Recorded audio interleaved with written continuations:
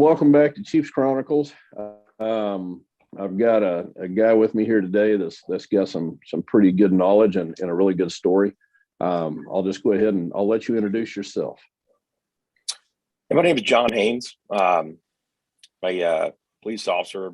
I'm not going to disclose my department just for some privacy reasons. But I've been in law enforcement with my current place for 25 years, and then have United States Marine Corps, 10 years active in reserve as a 0351 grunt, and then also military policeman, 5800 MLS. So using my GI benefits to get a college degree from Eastern Kentucky University, and was wanting to go back once I got my degree to be get my commission in the Marines, but I played college lacrosse, and going from Marine Corps to playing college lacrosse, my knees just told me not going to do that. So I had to switch paths and just do what my retirement job was going to be in the Marines, which was be a police officer. So what do you notice is the biggest difference between the side of being an MP with the Marines and actual law enforcement out on the street? What to you, what are the biggest differences there? It's changed so much over the years. I mean, you got your civilian contractors that do from the DoD that do basically are federal police officers on post. They kind of have MPs doing it, but now MPs are back. I think the difference was just the resources you have within the military itself. You could, do things within the unit as opposed to actually charging people sometimes for some more minor offenses. But it really gives people an opportunity, kind of like diversion on the civilian side of the house. But I think you had more opportunities that way. And I mean, honestly, more underage intoxication, binge drinking stuff on the military reservations. But for the most part, a lot less issues. People are a little bit more respectful, I think. I think wholly, especially like the last 5 years, I know it seems like everything's just become more violent. I don't think on the military side of it, you dealt with that much violence, not like you do in the civilian side now. That's a good point. It definitely has become more violent. I've noticed that just at the end of my career, and then of course just following things with other officers and hearing from friends of mine that are still in law enforcement. It seems like the atmosphere has gotten a lot more dangerous for an officer now. For sure, I think it's just, and I think it's a different skill set that I guess we have. Yeah. Just trying to video a little different. It's a wholly different job than when I started 25 years ago. I can tell you that. So, there we go.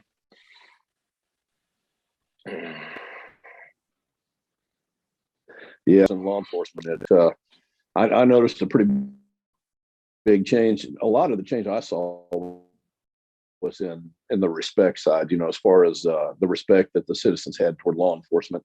It seems like in the beginning of my career, there was a lot more respect, Yes. especially from younger people. And toward the end of my career, it seemed like just about any call you went on, regardless of what the nature was, you could pretty well expect, to be hated by somebody on scene. Yes. I think that's it's a change in the society a little bit. I think the last 5 years have been a big change.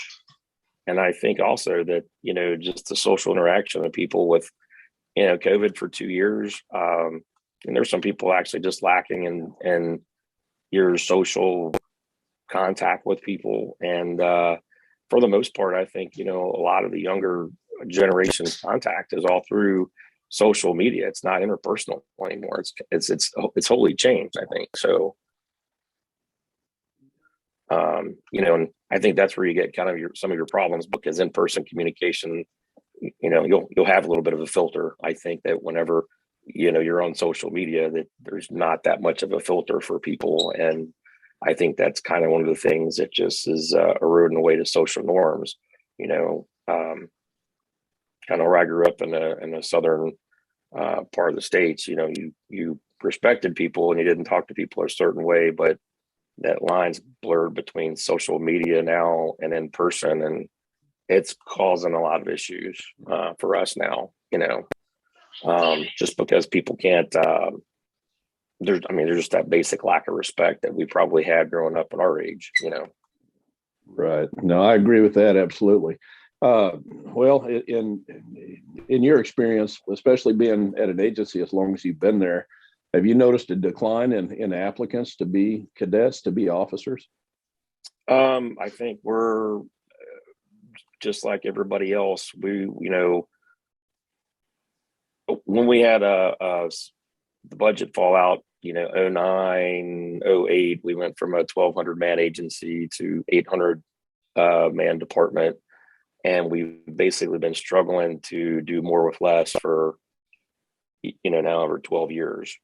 We used to have a decent pool of applicants to come out, but we're struggling right now. We're losing officers to other departments, and we've always had a turnover with, you know, medicals and psychological issues and other issues. People just, this career is not for them, or going to other departments. But it's harder to draw a pool of applicants now and harder to retain people. I mean, it's a combination of, you know, pay and the job, but also I think the new generation X and Y kids are not. They're coming into the workforce and that's a different mentality. I don't think they have the loyalty that I think that we had growing up. Kind of no long-term goals. I think that none of them are really concerned about like retirement, and you know, they may have like a couple of year plan, but there's not any kind of long-term goals with those guys at all. So Yeah, you know, my thought process on it anymore, you know, just seeing people day to day at a convenience store even, or, you know, where I'm currently employed or whatever it might be, you know, the impression that I always get, or at least the thought I walk away from with is, you know, man, if the parents will stick these, I don't know, well, I shouldn't say stick, but if the parents would put some of these kids or talk some of these kids into military and get into that, even if it ended up just being reserves, you know, they can learn so much. And talking about it like that just makes me feel like, you know, a lot of it actually probably falls back on the parenting itself, you know. we're not seeing as many, I'm sure you probably from the military though. Even that's I think that, you know, that's kind of being on the war on terror for 20 years. I think there's a little disenfranchisement wanting to transition to be a police officer too. So that's something that we counted on for years, and we're not even seeing the veterans really want to come into law enforcement either.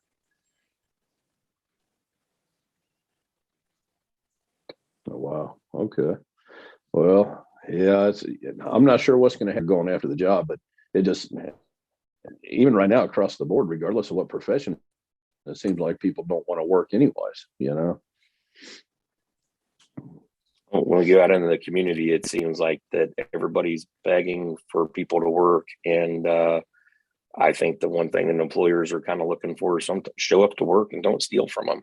I mean, honestly, that's kind of what they're looking for right now in employees, the two things, you know. And, you know, everybody's just having problems right now, you know, pulling employees in right now, which I think it's the world's kind of topsy-turvy in that. I don't understand, you know, how people can support themselves without working right now. I mean, I would think it would be struggling more, but people are kind of good with where they're at, the status quo and some things. So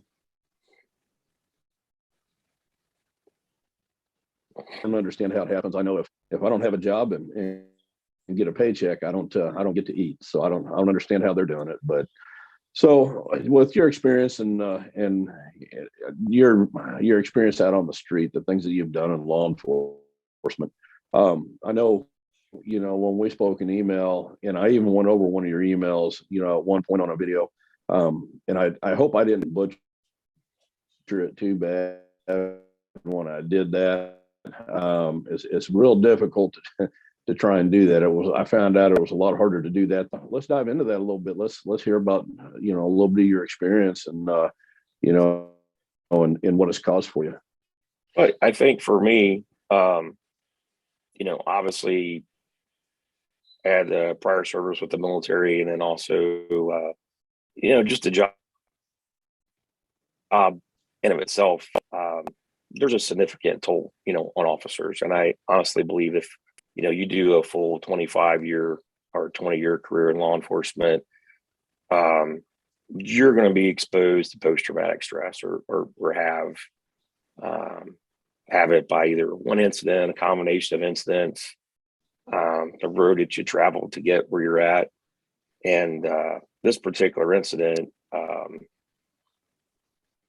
when I kind of look back to it, it was different in how it affected me.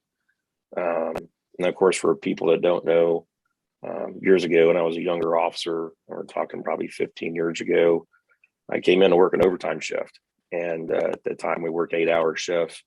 I'd come in on second shift and my regular shift was night shift. So started my day 8 hours early. And the first call I got out of the gate was that of a infant non-breather.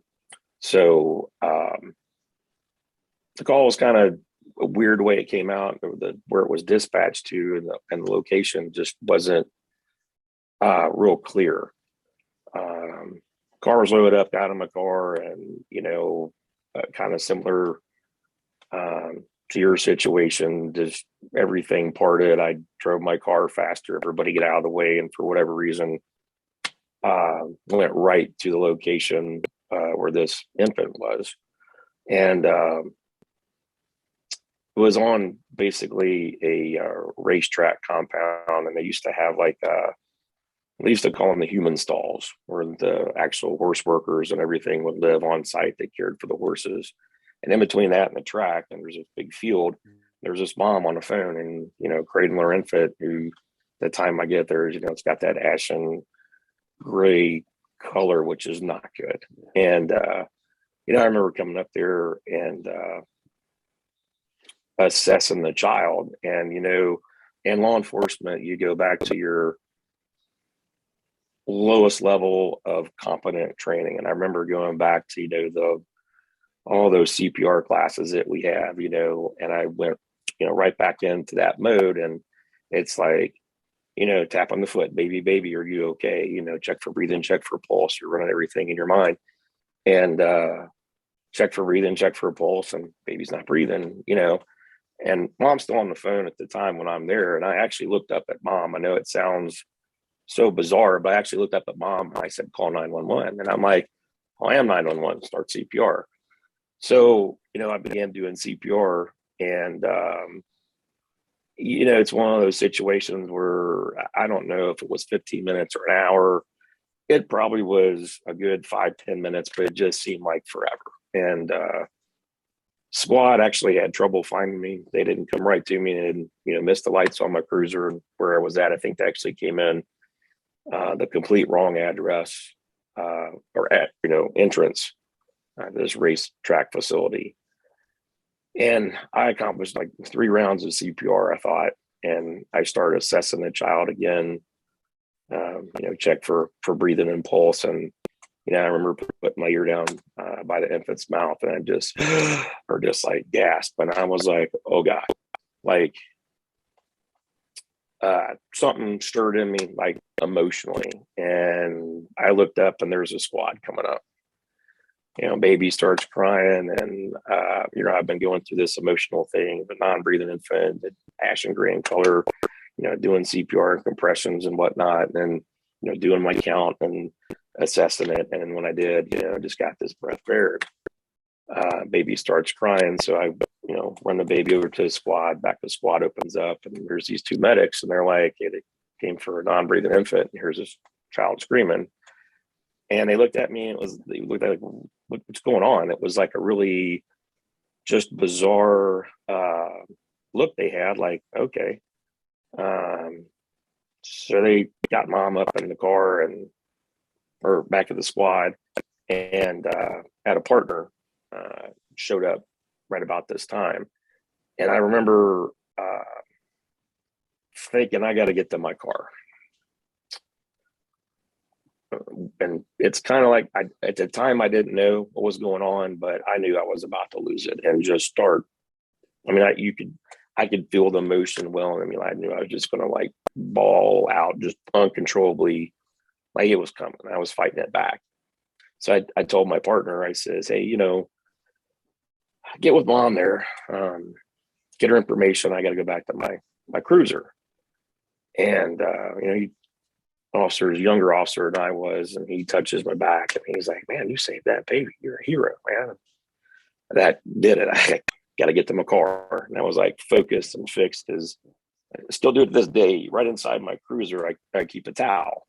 Lots of reasons you do it, but hot, sweaty, whatever, but pressure dressings, whatever. I mean, I don't know if you ever read Douglas Adams' book, but it's the most important thing in the world, a towel, but I've always had one right there, but I want that towel because I'm going to put it over my head because I know I'm not a big crier, especially not. You have to be stoic and you have not really show emotion. So Scott kind of followed me like the other officer follows me like a little puppy, up to my car, and just man, that was awesome. You saved that kid, and I'm like, just got to get away. I get in my car, put the towel over me, and I'm done. I cried like I've never cried before. I mean, it just came out, and as a younger officer, seeing me in all kind of other situations before, I remained calm, and I was his academy instructor, as a taser instructor. So I actually did taser with him, and this guy just kind of had to look at me like, okay, this John here is like in control all the time with all the situations. He's like losing it, and he didn't know how to react. So actually, they called a squad to evaluate me because he didn't know what was going on, and it took me a while to kind of get composed, and everything was good. The squad was leaving to go up to the hospital, and I'm like, okay, got to finish out the report for all this, and I had to go up to the hospital, finish my report. So I was able to kind of compose myself a little bit, and then get up to the squad or up to the ER, and a little breezeway outside the ER, there's the squad sergeant for second shift, and he's sitting there waiting for me. Come up there, and he's like, man, good job. It's like, you're a hero, man. You saved that kid's life. And I think, he saw me and knew I was kind of emotional wreck. Probably the other officer had called and said, hey, John's kind of messed up or whatever, and like the worst thing probably he could do is he hugged me right there. And I was kind of almost lost it again, And at that time he said, hey, you need to go home. Are you okay? And I'm like, no. I said, I'm fine. And this is the first hour and a half of like a 16-hour shift.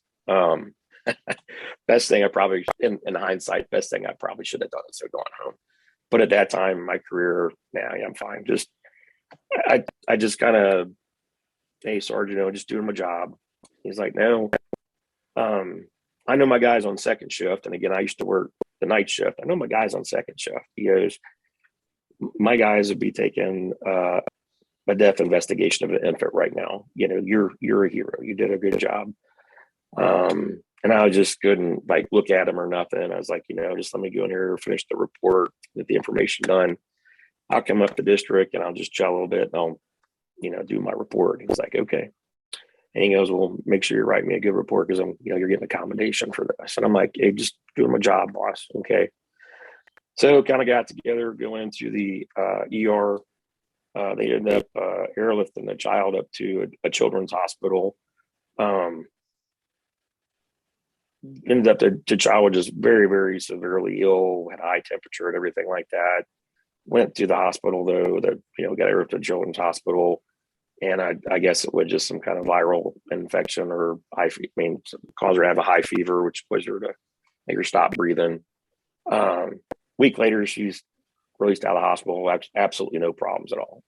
Just perfect little baby girl. So after I get all the information from my report, I go up to the district, and I was aware he's going to write me up an accommodation, but I was just by the facts. I'm not a big,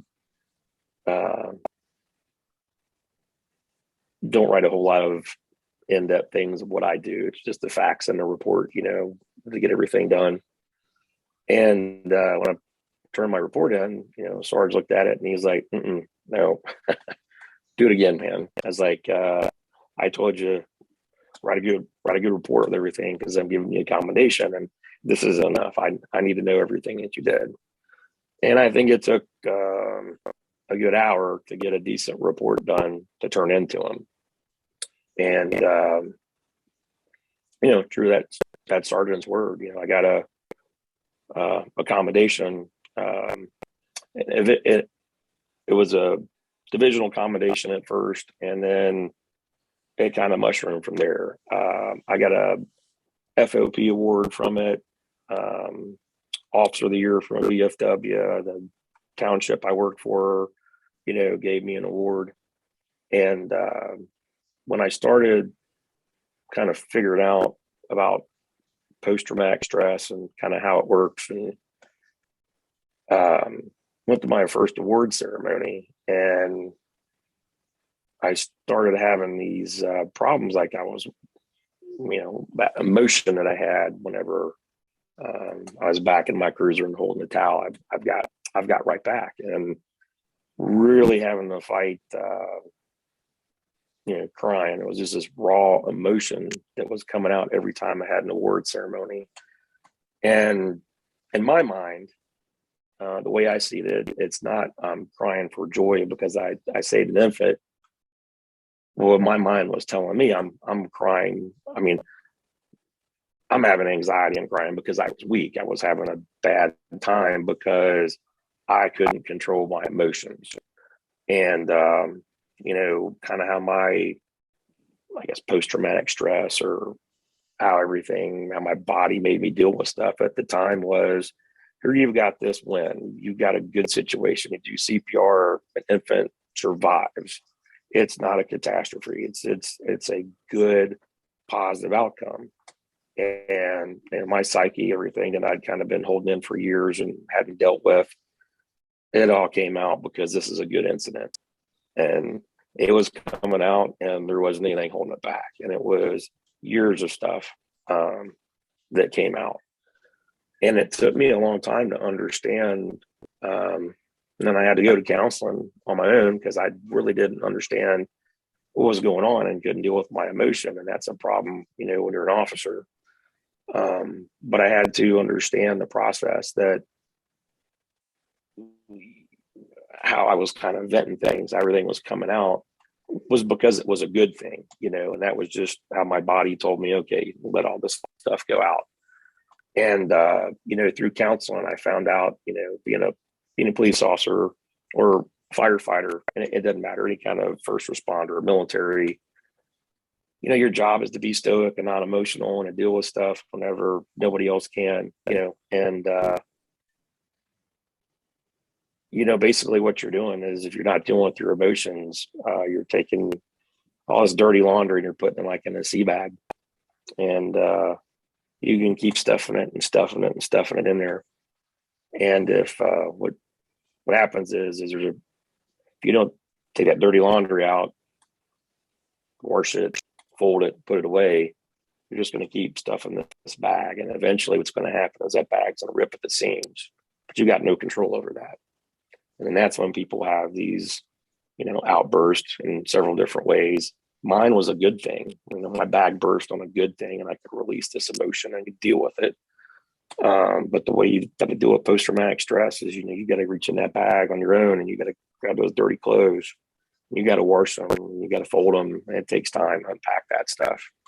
And, that's kind of what counseling is, how it works for me. It's the analogy that I worked with it, because it just takes time to talk about things. And I think the biggest thing, when I relate this whole story, my counselor that I was seeing at the time was like, well, you're human being. That's what humans do, is they have bad days, and you deal with everybody's bad day all the time. Then you've got your own life, and your body is going to have a breaking point sometime. Everybody has different reactions, I guess, to post-traumatic stress. And like I said, it can be a cumulative thing. It could be one incident, and there's no rhyme or reason. It's all people's upbringing, situational. I mean, so many ways, but I can tell you, over time,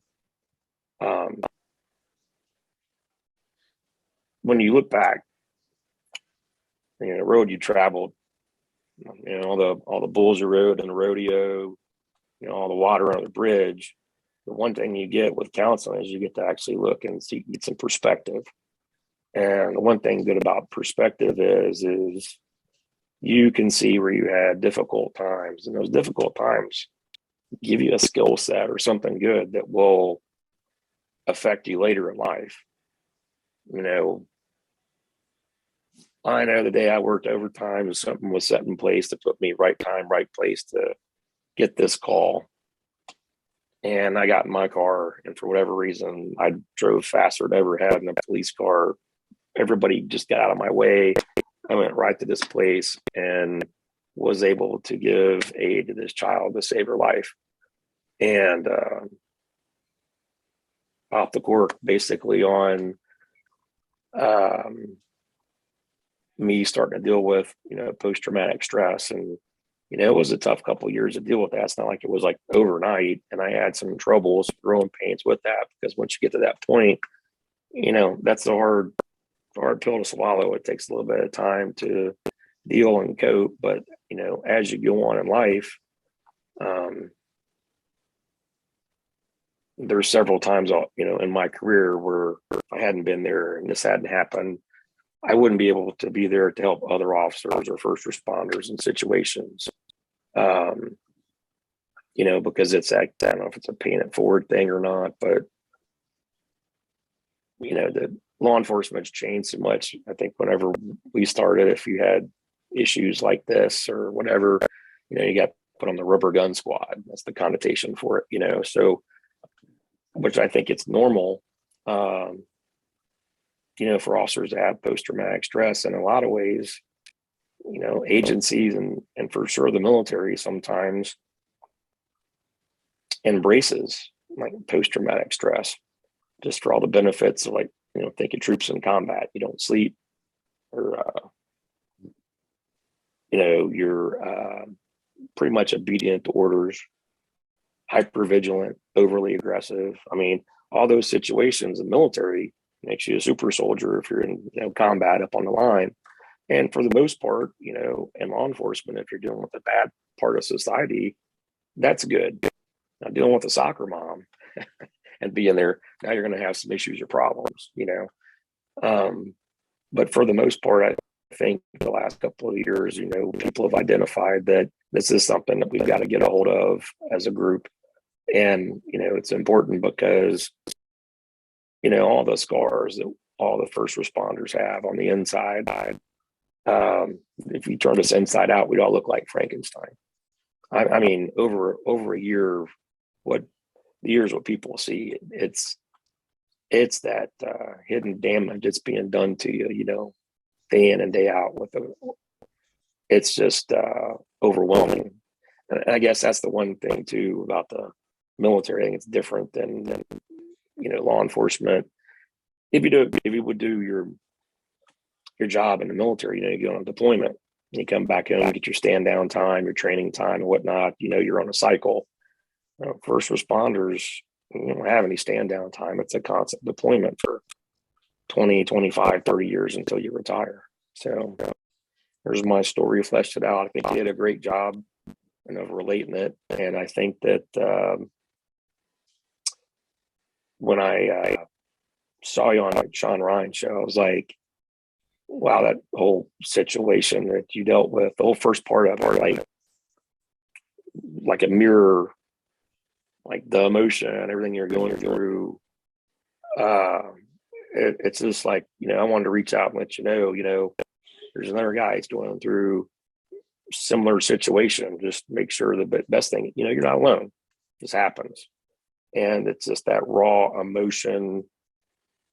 Now, I'm sure you felt the exact same thing. I know you went through the exact same thing I did, just in a different environment. And, it's horrific if you're, being a father, being a parent, and coming across a child like that is just even, it's very, very difficult. But I was fortunate in my situation. I had a positive outcome, and I realized that I had some post-traumatic stress. It could have been a different situation where everything came out. And, could have been vastly different. But, the thing is, it took years to kind of unpack that. I'm weak from it, because that's what I got from it after that. It wasn't instantaneously, going a couple of sessions or two, I found clarity. It was years, and there were some tough roads to deal with that, because Yeah. And I know about that emotion, and what you're talking about when you said it earlier about going to award ceremonies and feeling that come back up. I went through that too, and to me, the most difficult part of that was, it seemed like no matter what, whether it was a Sean Ryan show or just explaining what had happened to my wife, that emotion was overwhelming enough where I just have to stop talking. And because of course I didn't want to lose it, and you're right. We come from the same era where, if you do break down, that's weakness, and we've had that embedded in our own minds. right. And it's an interesting thing. I got an email or a message actually on Facebook yesterday morning from a guy. He's a cadet right now. What did he do? He said he worked a couple of years in the jail so far, and he's getting ready to go to the road. So he's going through the training so he can transfer to the road. He said he wanted to have a career like mine. I said, well, hopefully it doesn't end like mine. But I told him, be careful on that trauma. Make sure you learn how to unpack that bag, open up those little boxes in your mind so that you can survive your career. And Right. I think about all the people coming up now, the cadets and the new officers, whether it's a 8-man department or an 800-man department or 8,000. I know when I went through the academy, and pretty much everybody I've spoken with here lately, in their academy training, they really don't delve into PTSD or anything with the human psyche on how to handle the traumatic incidents, and I know every officer on the planet that's been on shift for more than 6 months has most likely experienced something that's already started them down that road. And on that thought, the new guys that are coming up, they're gonna watch these videos. What kind of advice would you have for them?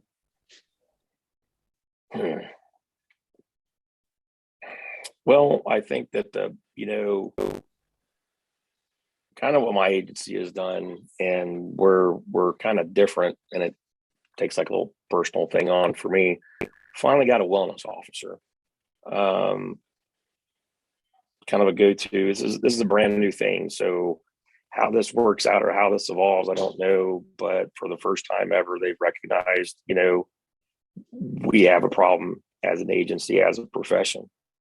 And, years ago, we had a guy that, he couldn't get out of the way of some of his demons and committed suicide. And, one of those is too many.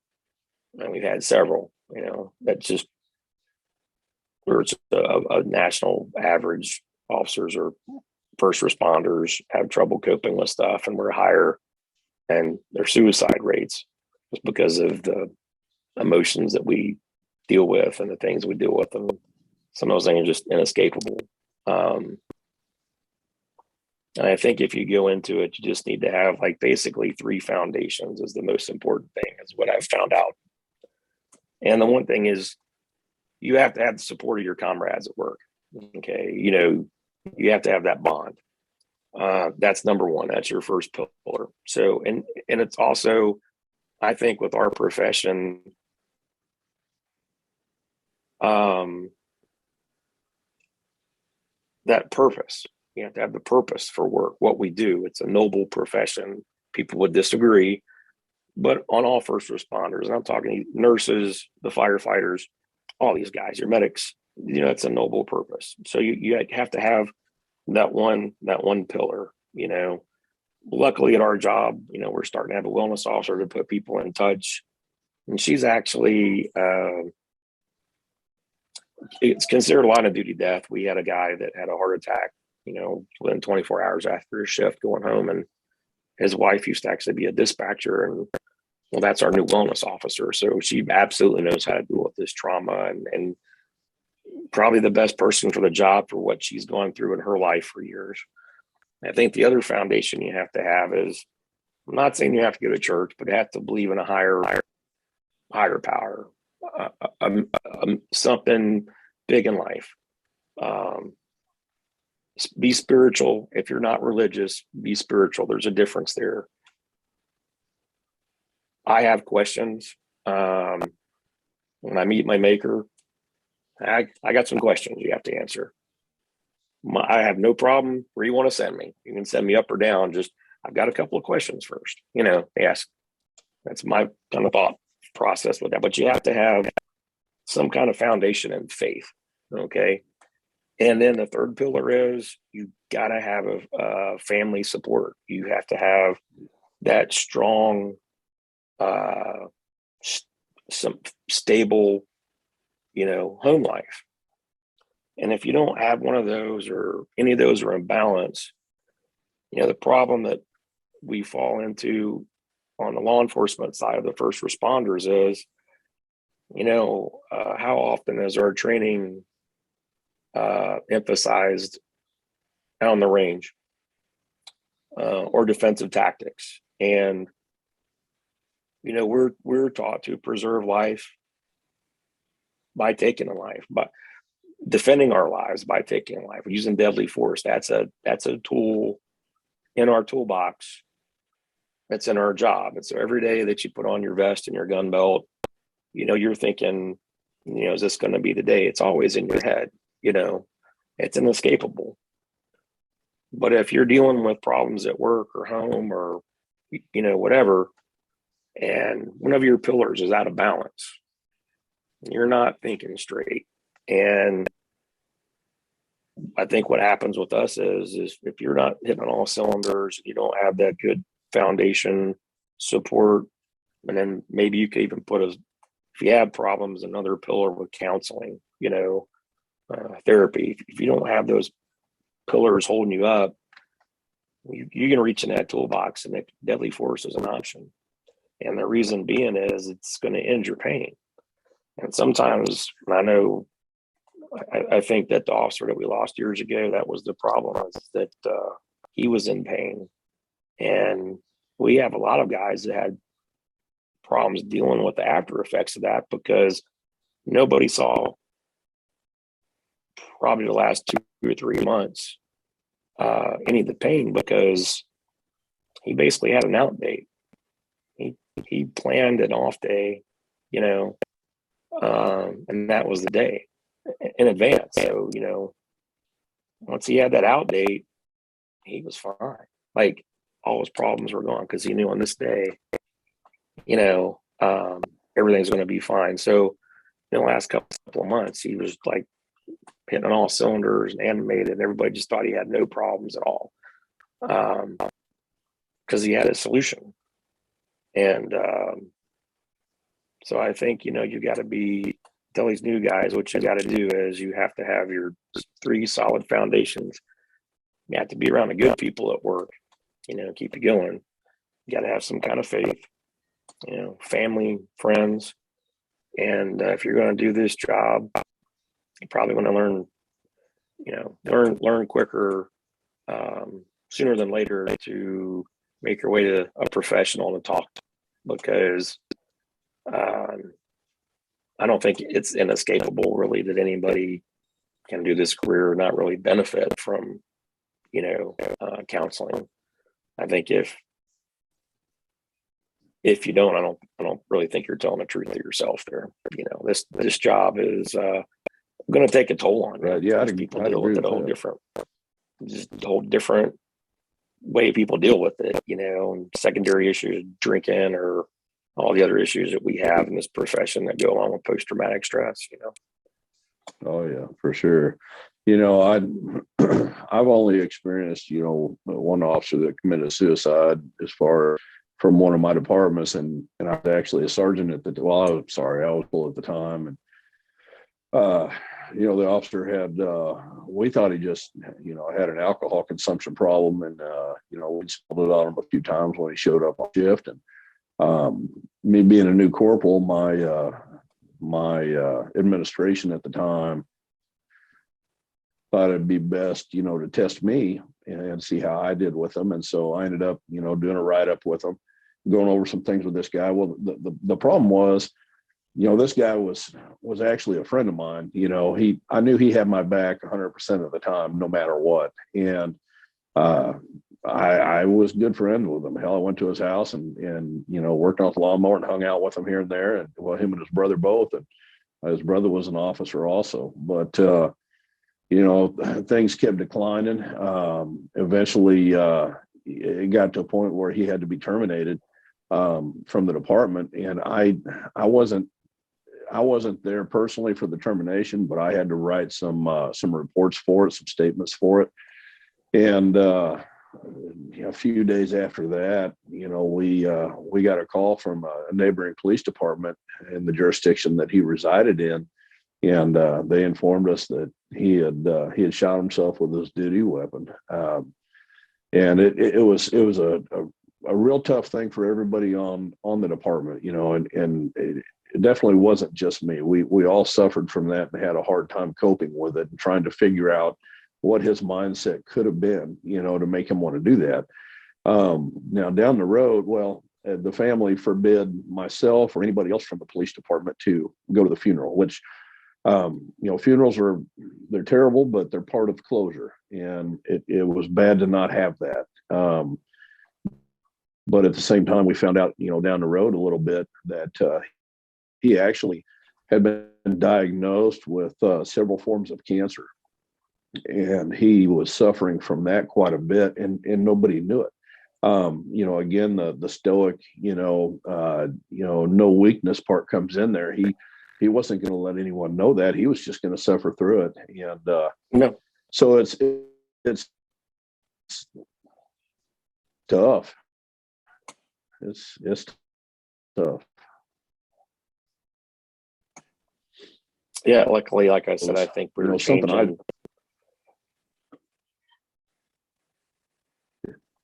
Go ahead. Oh, just as far as family goes, something I've learned. I grew up Catholic, went to a couple of Catholic schools, that sort of thing. So I had faith. I knew what was going on. I later, got away from the Catholic religion and was just kind of on my own, had my own thoughts in my head, and that was it. I wasn't going to church, I wasn't doing anything real dedicated. When I got married back this past August, we've gone to church almost every Sunday since, and she's a hardcore Christian, and my brother actually is a minister now, and so between my wife and my brother, that I don't think I could have ever experienced without that faith. So I absolutely agree that faith is a huge pillar, and like you said, it doesn't have to be a devout Christian or Catholic or whatever. It's knowing that no matter what you do, you are not the one in control. Right. There's a higher power there that's already got things. Respect that. I think I grew up Catholic and Catholic school 1st through 8th grade. So I I like to call myself a recovering Catholic, right now. It's difficult to, grow up and I was pretty much a devout Catholic, but the job kind of wears on you a little bit with that, um, just you see a lot of bad things and it makes you question faith. That's the thing that's hard about it. But I think that's the best thing is kind of get here and you can see the road you traveled and, one part of me, I would say my faith has suffered, but then on the other part, I would say it's grown because I can see that,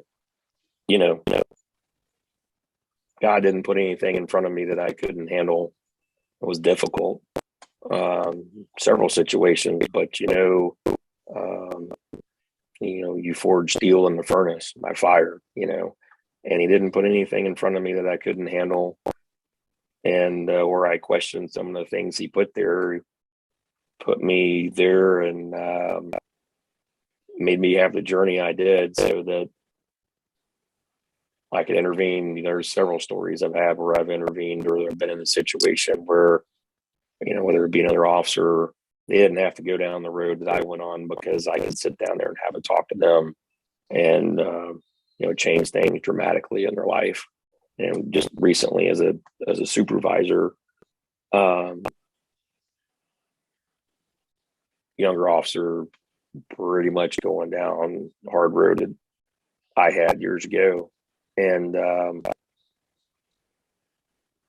I just sat there and talked to him like, hey, this is how we're going to go. This is the road you're going if you don't change. These are the problems in your life. This is what's causing the problems. You might not be able to see it now, but I wish I had a supervisor or somebody that saw these things and went through stuff earlier in my career. And, I said, wouldn't you think you'd benefit from like a couple of days off, just taking some mental health days? And no, I'm fine. I can come back to work. Work gives me purpose. My life's out of control, but when I'm at work, everything's fine. And I'm like, well, no, you're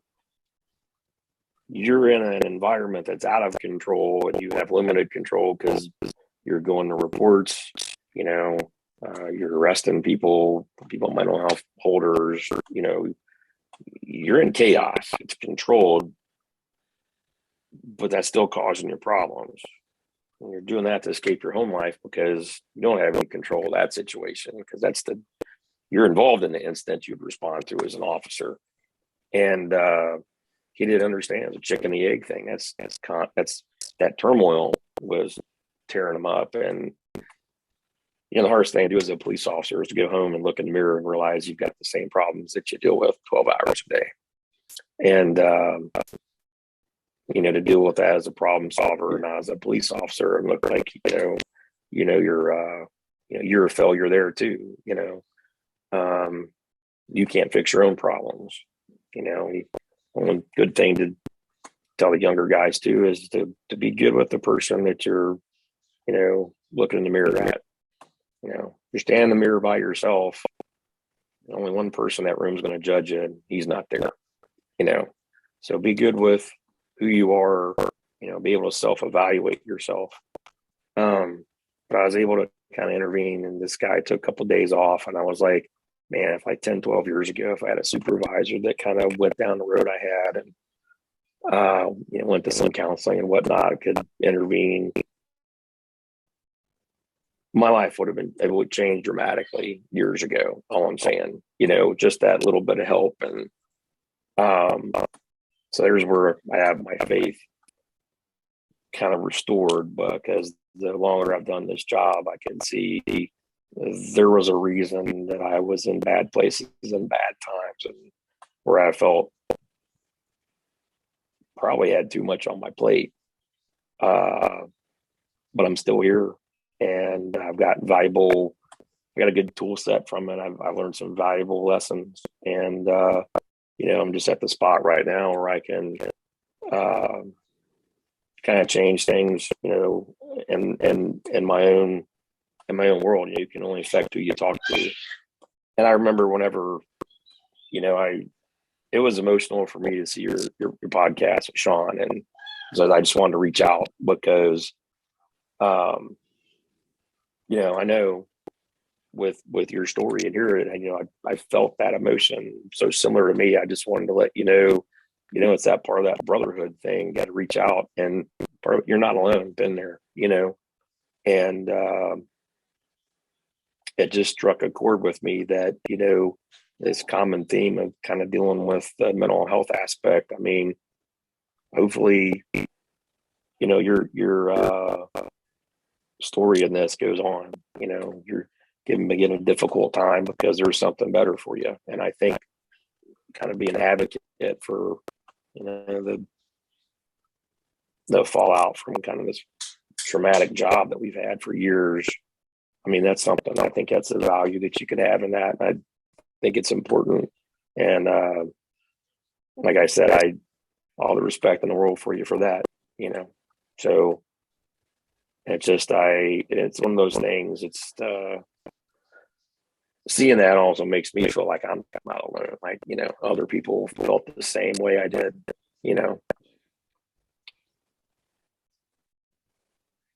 Well, yeah, and I think one of the biggest things that I've learned is, I've gotten a lot of emails and messages and things, from other officers and other first responders, and that was one of the things when I first read your email that really got me was you had quite a few experiences that were pretty similar, to my incident. It's just there's so many things that are unexplainable that happen to us when we're on duty. I actually had a burglary one night, and I was chasing a suspect, and he made it through a light. And when I went to clear the intersection, I was blocked 100%, couldn't make it. And then come to find out, 6 blocks down the road, he was creamed by a trash truck and was killed. So I know, there's so much intervention that goes on day to day in law enforcement that people don't, the officers just don't realize it. It's a little bit, apprehensive to do some things, but my biggest help so far, of course, emails and the support I've gotten from brothers like you has been a godsend for sure. But man, there's such a difference in going and talking to a counselor versus talking to somebody that's been there and done that. Because I know myself, the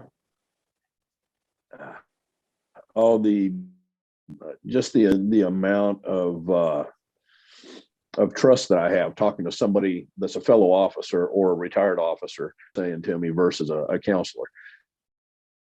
Now I talked to Sergeant Corey. He was from a North Texas Police Department the other day.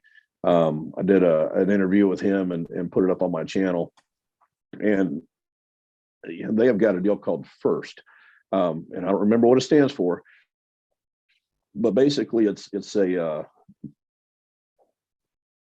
deal where they've got the entire program mapped out for their police department on mental health and who to go to, what to do. They've got the policies written out.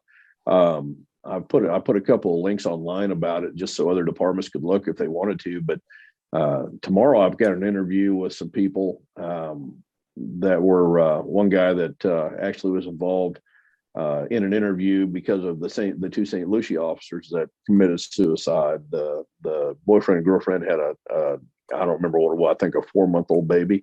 But there's another program that's been developed in that aspect, and I'll actually have the doctor on tomorrow that helped develop that or that heads it. But it's I bring all that up because to me it's good. It's good to see that these things are finally coming about. I know, gosh, man, probably my 7th or 8th year of my career, I wasn't there wasn't anything on the planet that could make me not be an officer. But man, there were definitely some rough times where just wanted to hide. I got to a point, and let me know if you experienced this yourself. I got to a point where, I isolated myself, especially after the last incident that ended my career. I went into isolation like crazy. I didn't talk to anybody. I alienated my friends, my family, my own children, everything. And I just, it was a very shameful time for me. And that's how I felt, but, I think that's probably one of the first signs for family members to look for, is that isolation.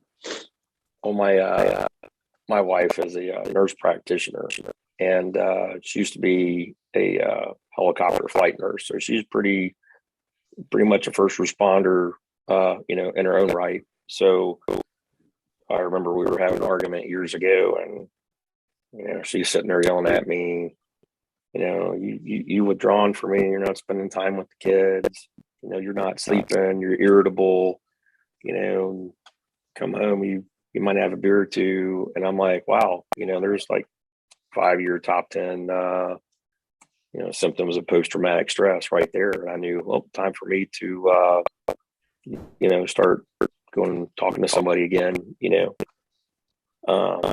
So even that she's a medical professional, it was an argument, and she's sitting there telling these things to me, which are all symptoms of the post-traumatic stress. And you can't see that, when it's too close to you. And, the one thing I think that kind of is shocking, I guess, to me, and I don't know if you said this in your prior thing where you read my email, the thing that initially we went to with the child and, doing CPR on a child, you get it right on the head. That is a critical incident. And right there, we have to be good about identifying these situations and pulling officers just right out of the mix right there. Because I remember the first 2 hours of my incident with that child. I worked 14 more hours that day, and I couldn't tell you what I did. I was on autopilot, and I have absolutely no recollection of the next 14 hours of that shift. I was a zombie. And, the one thing that's kind of scary is what kind of situation could I just reacted absolutely the wrong way? I absolutely think that,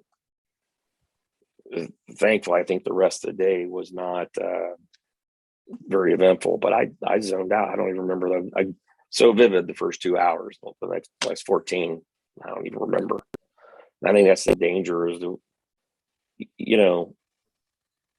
we put these officers, firefighters, medics, nurses. I mean, the nurses in the ER, they have a code, and everybody goes and drops whatever they're doing.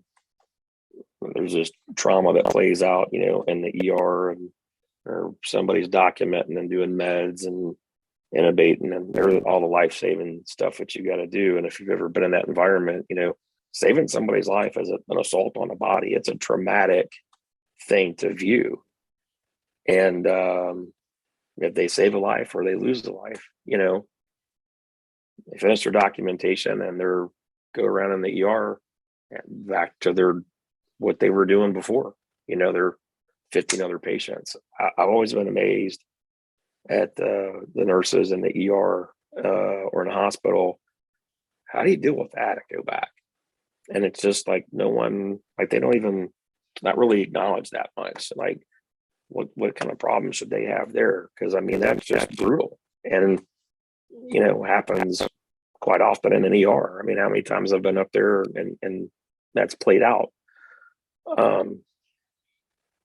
But I think there should be intervention,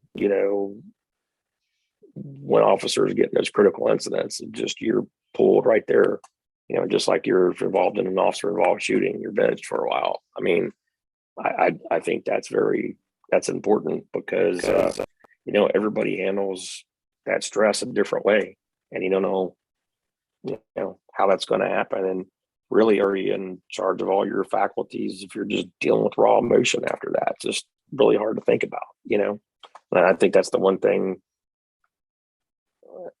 It's hard to confront that officers have a problem, because I guess when you look at it in the administration point of view, are they a liability? I mean, this is just real. We're going to be real about it.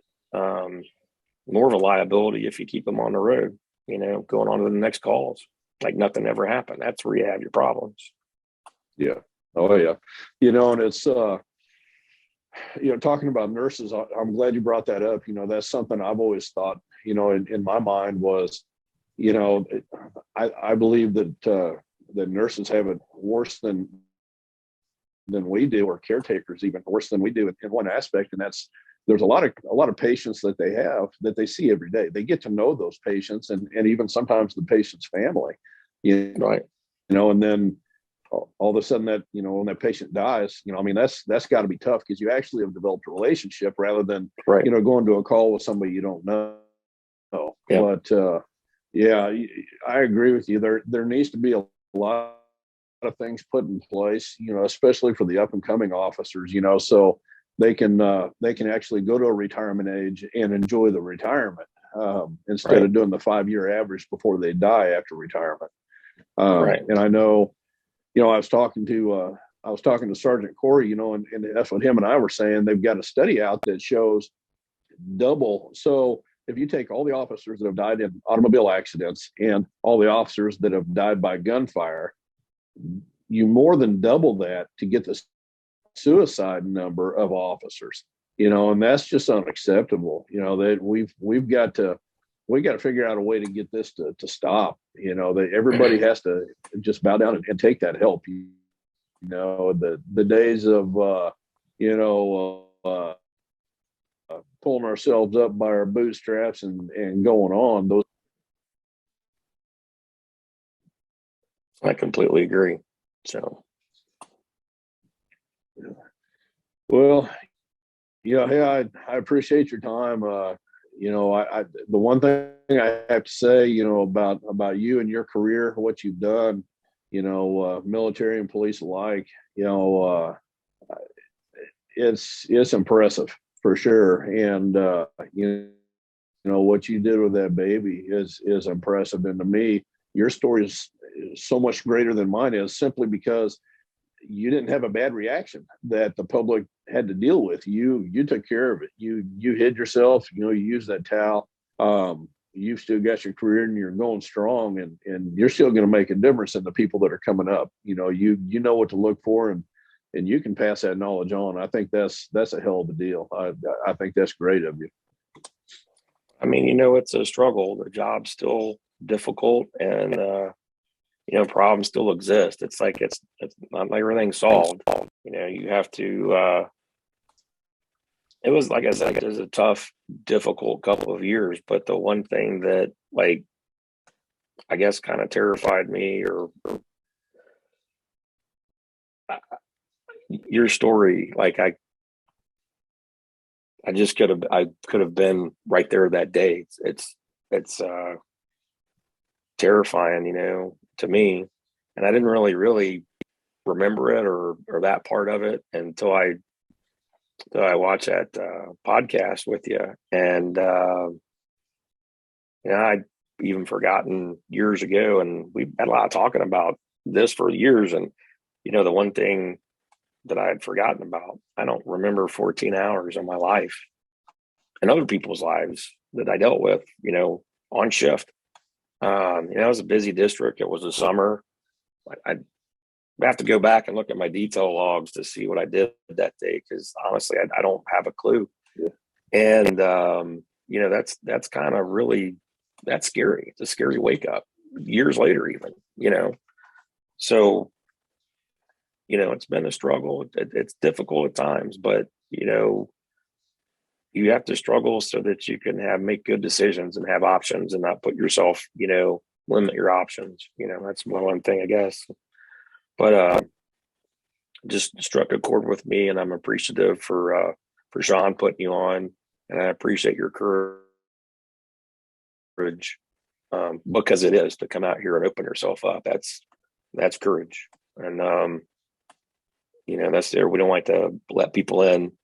But I think for the greater good, you have to, because it's these problems. If we can share our stories, then we all realize we're in the same boat. We're not alone. And I think that's how you change things. It's just getting away from the old connotations of, being put on a rubber gun squad or whatever. It's just not. We got to do a better job for ourselves, because if we don't, who's going to? Yeah, no, I definitely see ourselves as, and I'm talking about the officers that, are 10 plus in their career. I see those guys as the ones that they kind of need to take the helm, and watch those younger officers and school them on that aspect of it, not just teach them about the thin blue line, teach them about mental health and how to cope with things. And, probably wouldn't be a bad thing for families. I know, as far as my wife goes, she's been a lifesaver for me. I honestly haven't been this free thinking probably in 12 or 13 years. So, I definitely would want to have people learn from that, from what I did. And I believe you're the same way. But yeah, I think the new guys coming up have got a lot to learn about this, and I'm going to be excited, to look 5 years down the road and see what kind of programs have been developed. I'm encouraged to see where ours is going to go. We've got a person in place, and it's a clean slate right now. So hopefully, it's right time, right place, and hopefully right people. I hope that it does some good. I think it will. I mean, just having that in the department's a huge step anyway. Yeah, absolutely. Yeah, absolutely. Well, hey, I appreciate your time and getting this interview knocked out. Once we're done here, I'll get in touch with you again right after and ask you a few more questions, just to see if you want anything put out there as far as any contact info or anything, and then we'll just go from there. But again, I definitely appreciate your time, and you are a hero, sir. You are. Well, thank you. I appreciate that. And have a good day. Thanks for having me on, and thanks for letting us share our story. So hopefully, at least one person can get something good from it. So I believe so. All right. Well, thank you very much, and have a good evening. You too, sir.